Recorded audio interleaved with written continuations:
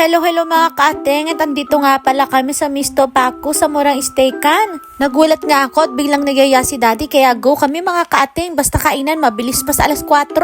Nakailang punta na rin kami dito mga kaateng, saka masarap ang steak dito at saka mura.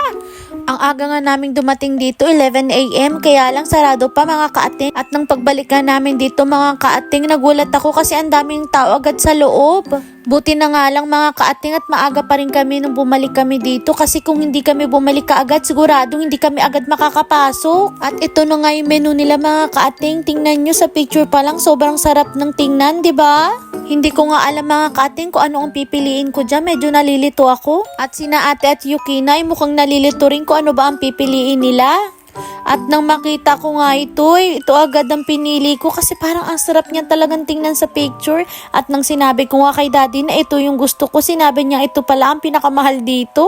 Kung i-convert natin sa peso, ang presyo nun is nasa 1,500. Sobrang mura dito mga kaating kasi sa sengin mo makakakain ka na ng steak. Sa peso naman ay 500 pesos. Diyan sa Pilipinas mga kaating hindi ka makakakain ng steak na worth of 500 pesos. Dito sa Japan, carry.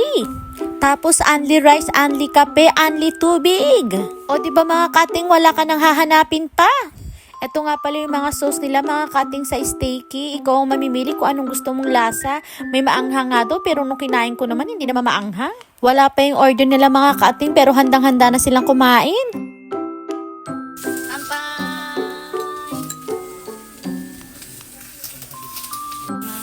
At sa wakas dumating na nga yung order namin mga kating. Ganyan tingnan nyo naman umuusok-usok pa. Mukhang mamahalin 'di ba mga kating pero ang mura lang yan.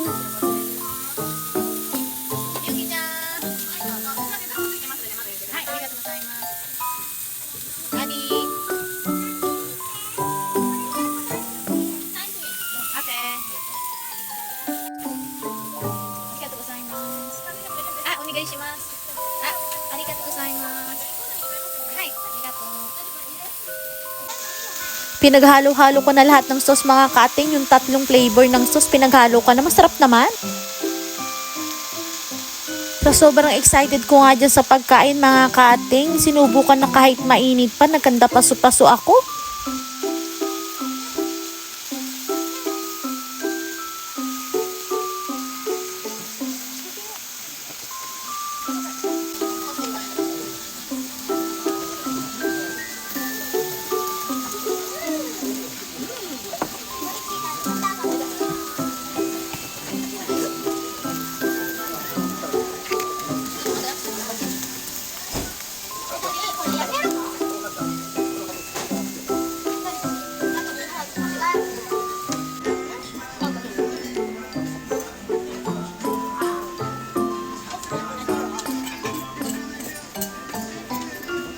At natapos na nga kaming kumain mga kating at itong mga bata nga ay naubos din ang kanilang mga pagkain pati si Daddy.